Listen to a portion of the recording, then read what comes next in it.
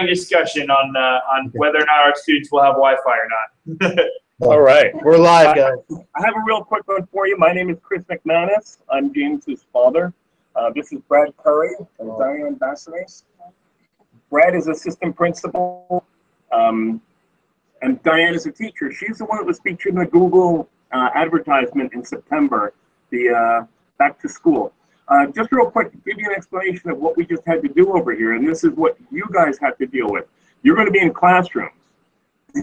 In our classrooms, we try to protect our students. We try to protect our teachers also. And what just happened was we tried getting into Google Hangouts on air. The on-air portion of it is it records this session, and we can then take it and flip that right onto YouTube, whatever, pop it on there. Very, very quick, very easy. The problem here is that we had blocked any type of automatic recording, because what would happen is a student in class could record a teacher teaching, hit the button, and it automatically goes to YouTube. As you might imagine, that could be quite dangerous. You don't want that happening. So that had been disabled. It had been enabled for staff, but then the recording portion of it wasn't. So this is the first time we're doing the full Google Hangout with the recording portion of it. So we called our systems administrator, who's phenomenal, and in that few minutes there, he got on, and in a rat's nest of settings, he found the setting for this and corrected it. So here we are, we're back again. Welcome to this. Brad is a Google expert.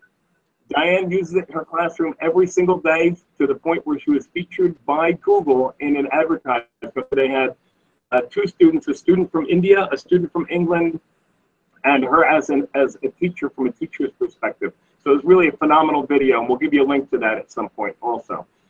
Brad's going to continue now, so take it, Brad. Yeah, so in our previous Hangout, we had I showed you the training center.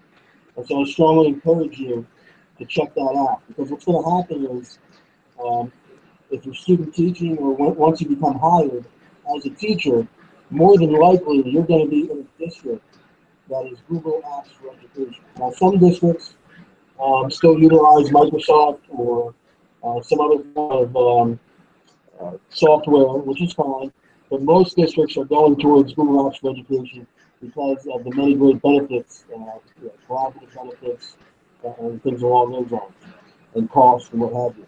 And I strongly encourage you, some point this school year, to become a Google certified educator. If you go to that site that I showed you before, again, Google training, it'll bring you to that site and see certifications. Become a certified educator, because if you can pass those classes, it's like 10, 15 bucks to take the class. You'll take the class, you'll become certified, and it's a great resume builder. That'll separate you from the others who are applying for a teaching job.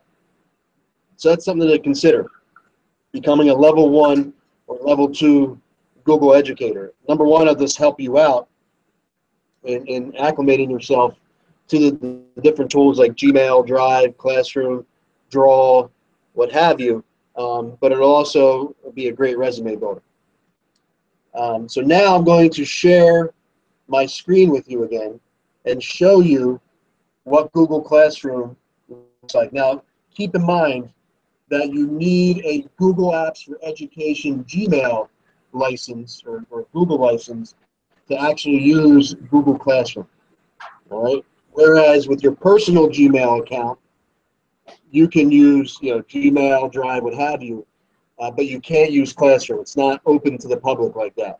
It's Google Classroom is only for educational institutions that are Google Apps for Education certified, whatever you want to call that. So I'm going to share my screen with you. Can you see my screen? Not yet. How about now? There we go. There we go. All right. Can you see Google Classroom? Yes. Yes. All right. And so even though I'm an administrator, I can act like a teacher or a student and create my own virtual classrooms. That's essentially what Google Classroom is. So for the next few minutes, I'm just going to show you the basics of how Google Classroom works. And then Diane's going to come on and just talk to you about how she utilizes it as a teacher.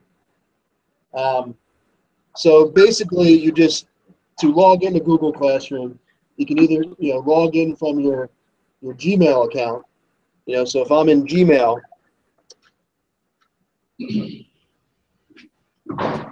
I can go to the waffle here, all right? And I can go to Google Classroom that way.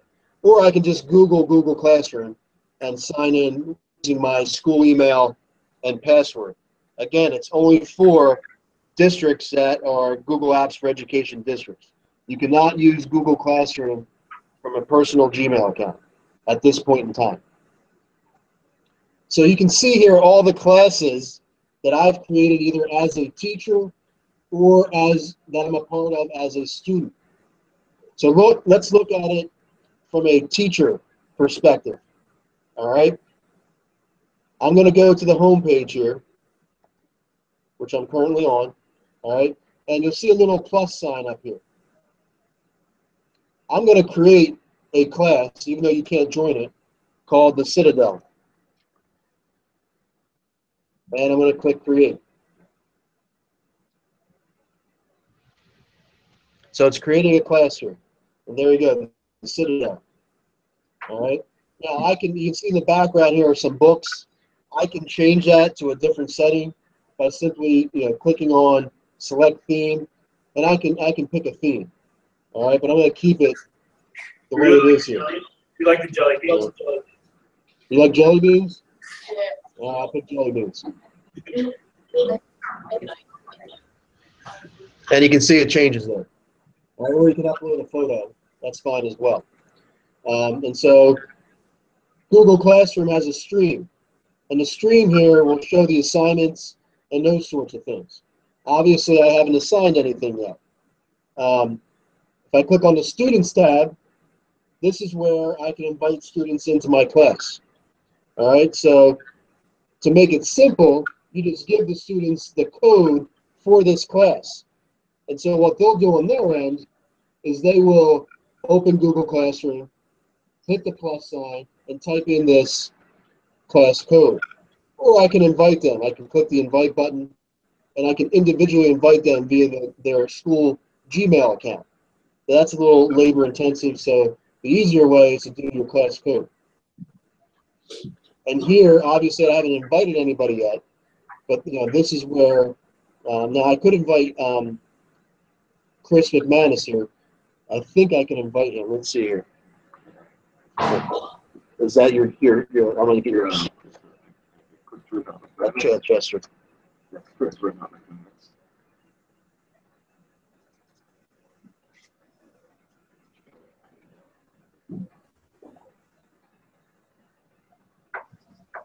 I'm going to find Chris's. I'm going to try to invite him in here.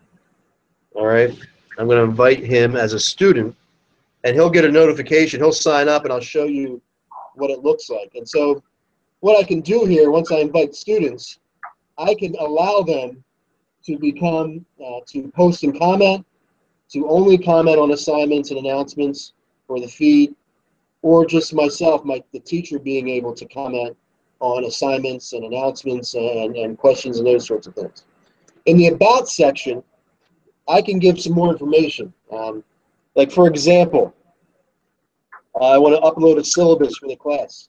All right, that's something that's a document that you'll always go back to throughout the school year. So in the About section, I can do that. And I can save it and add the syllabus. And the great thing about it is I can then add materials. So if I scroll down here, all right, I can add documents, attachments. It's linked to my Google Drive. All right, I can add items there and those sorts of things, which is great. Or I can add an attachment. If I have a PowerPoint or a Microsoft Word document, I can attach that to my class as well. Is there a YouTube video?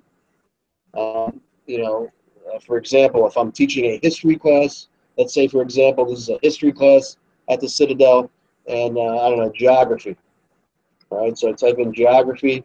Again, Google's linked to YouTube. I can spell here. All right, and geography, National Geographic, the story of the Earth. I want to add that to my class. Add it. All right, and just say geography video, and this will get pushed out to all my students to watch, either in class or for homework. And then if Chris will see that on his end if he's a student there. Let's go back to the screen here.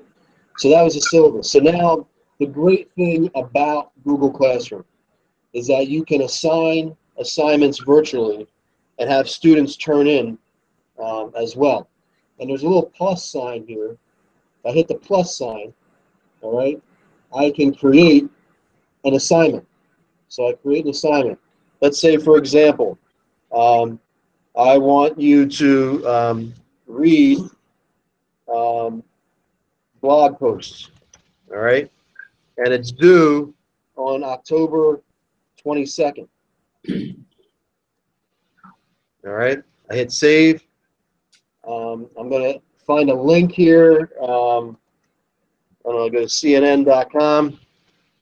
All right, and I like this article here, Trump, Carson are debating, okay? I will copy and paste the link. All right. And I can pick what classes I want to assign it to. And it's actually playing here in the background. Republicans, if you look at how enthusiastic voters are for voting for president, I'm going to X out of that. Okay. And I can assign it.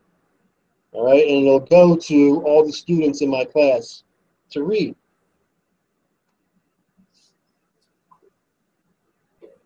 And you can see here, it's now showing up in my stream. And you'll notice here that some numbers have popped up. Done and not done. And it'll keep track of how many students actually read the blog post or didn't read the blog post. Or if you assigned a Google Doc, how many kids filled out the Google Doc, how many kids didn't fill out the Google Doc. And if you clicked on the numbers, you know, it would show you the students. Now, obviously, we don't have any students right now, but that's what it'll show you, the progress on your work. Mr. Curry, can the students see that as well? Can they see the number of students who've read it and not read it? Correct. Okay. Yep. Okay, that's if it's linked to an actual assignment. And I'll show you that in a moment. And now you can go back, you get the stoplight, you like to call it the stoplight, and you can edit the assignment if you wanted to, if you made a mistake, or you can delete it, those sorts of things. Another great feature is the question feature, right? And this can be used in real time during class. So if I want to create a question to ask in class, like for example, what did you think of the Republican debates? All right.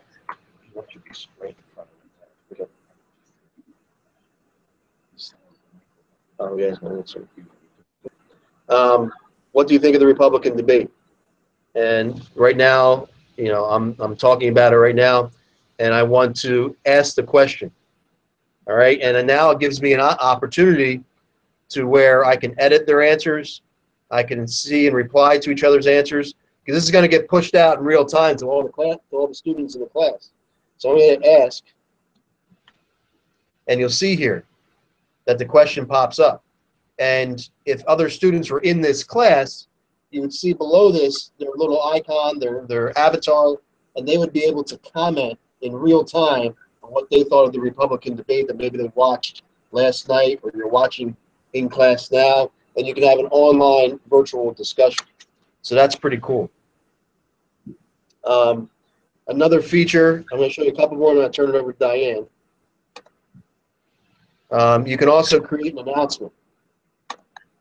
All right, so just a general announcement. Please study for test. All right, and I'm going to post it. Okay, This is the great thing about this is now every child, say I did this at the end of the school day, all right? And I'm just sending this out as a reminder. Every child in their email will receive a notification that you just posted something to the virtual classroom. And then they can go and check it out. But after a while, all right, teachers like Diane, many of our other teachers here in our building, Google Classroom is a part of their culture. So they know that every day, multiple times a day, they need to check into Google Classroom to look for their assignments, look for important announcements, and those sorts of things. All right? And I'm going to go back to the home screen now real quick here. As a student, all right, we use it here. I'm a student as well.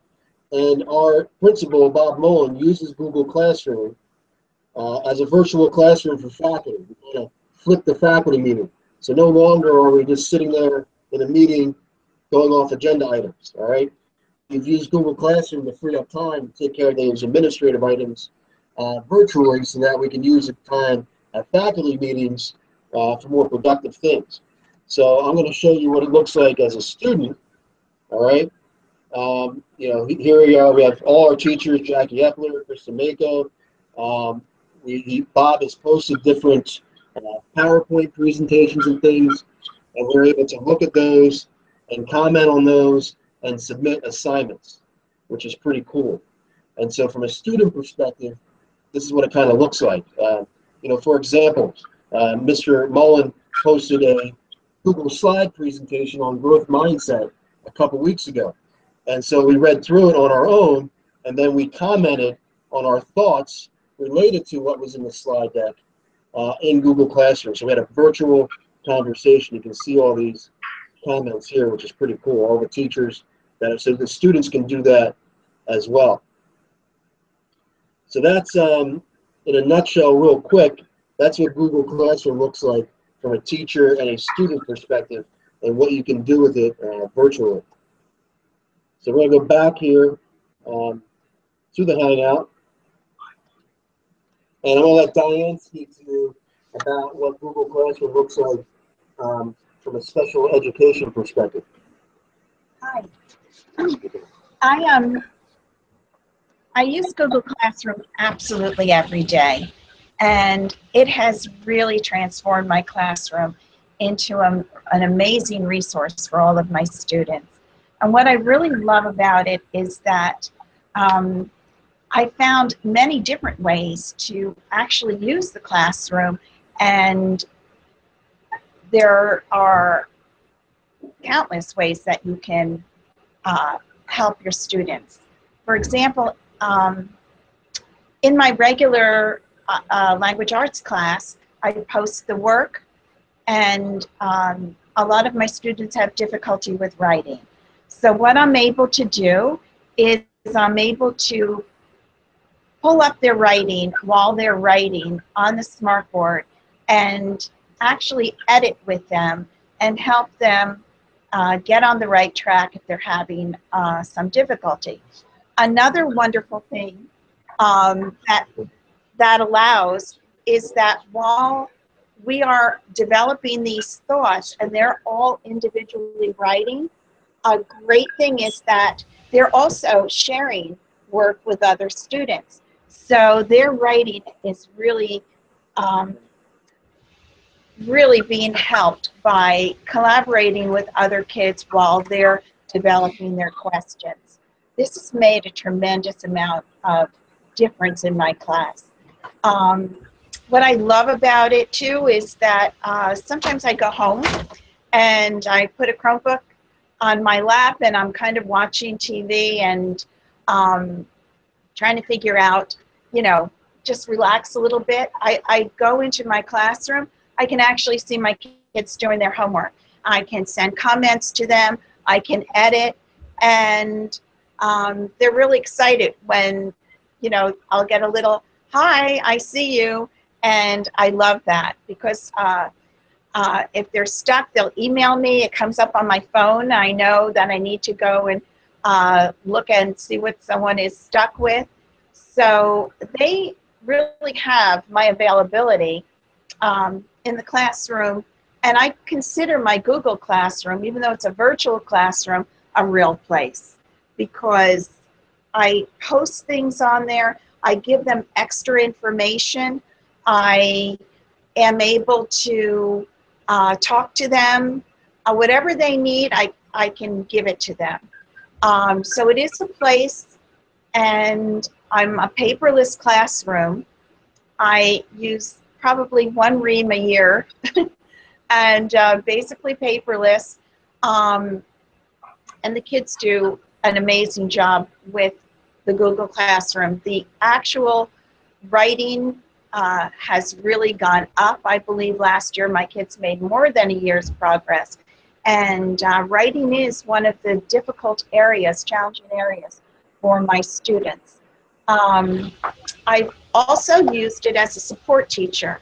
So I go into a mainstream teacher's classroom and I can share her classroom. She can invite me as another teacher, and I can add information to her classroom as well as grade and check all the work that my children are doing. And then I created a support. I'm in a science class, so I did a science support classroom, which would have information that maybe the mainstream children wouldn't get.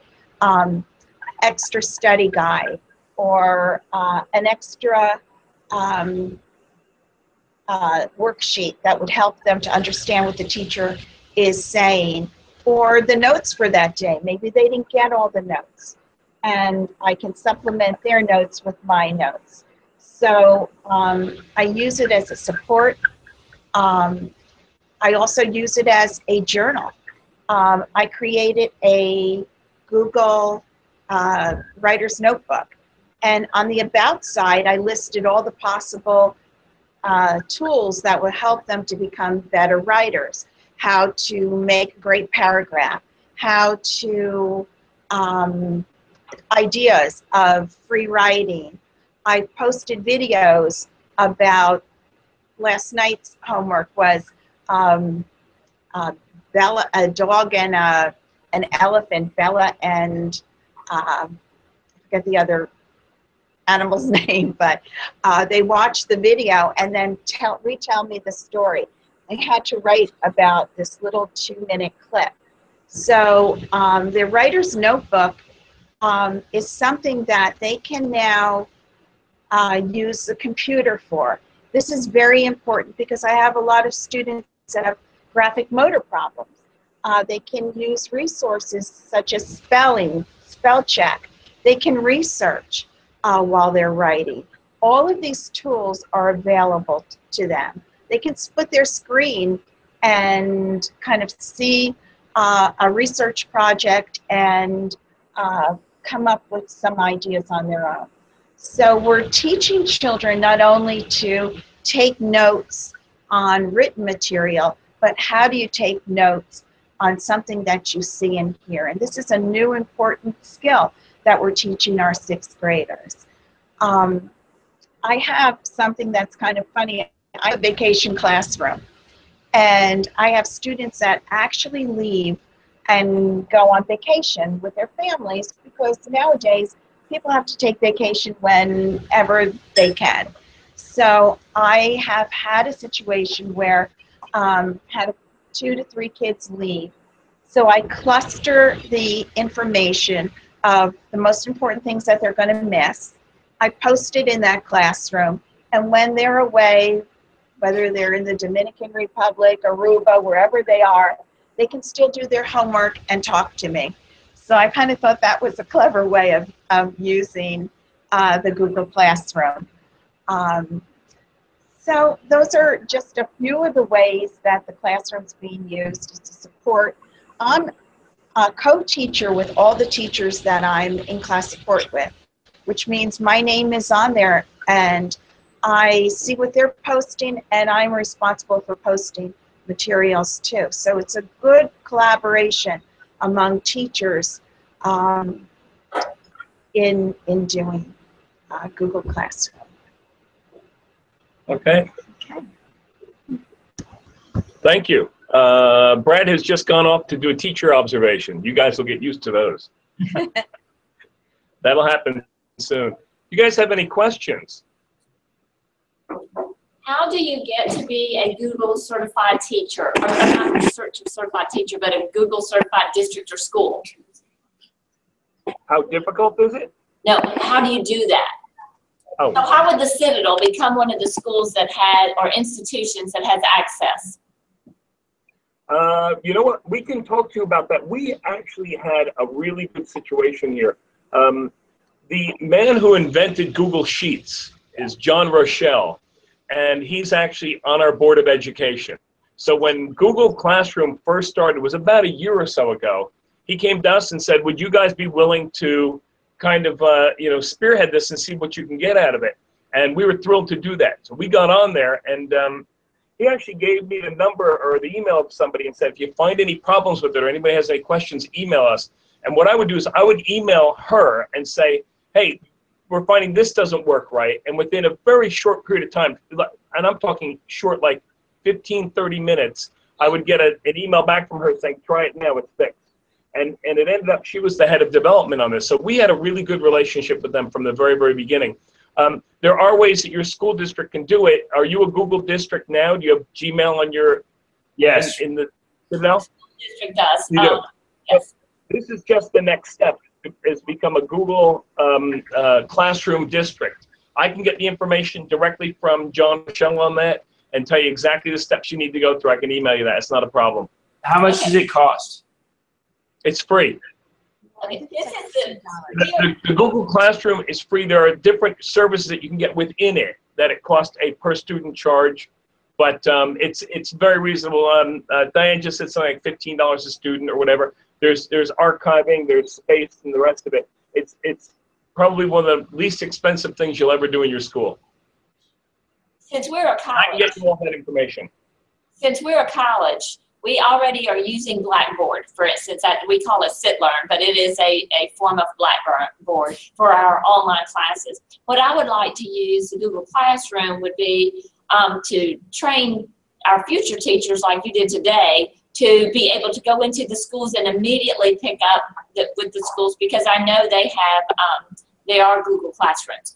And so I need to be able to have access and figure out how to do that part of it. Does that make sense? Yeah, you know what? That's a really, really good point.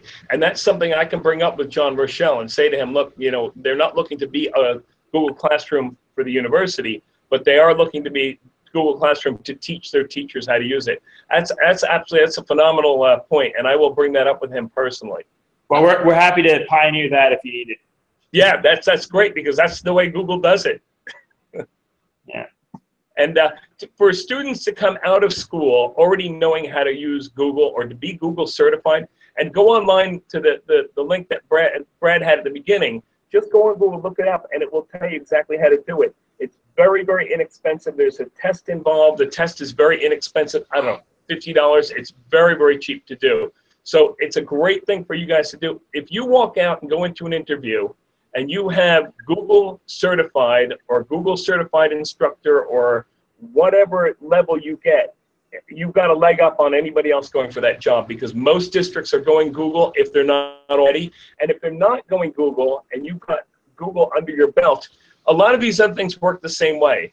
Blackboard has a lot of the same features and things. It's just that this is very, very inexpensive for school districts to do, and therefore this is the route they tend to be going. And the email part of it, as you know, is free for schools. So a lot of schools already have the email. They already have Google Docs. Going Google Classroom is just the next step in the process. So if you have Google Apps for education or whatever, because we have Google Apps, email and documents and things like that, it's easy to move over to Classroom, correct? Oh yeah, because all of your accounts are already made.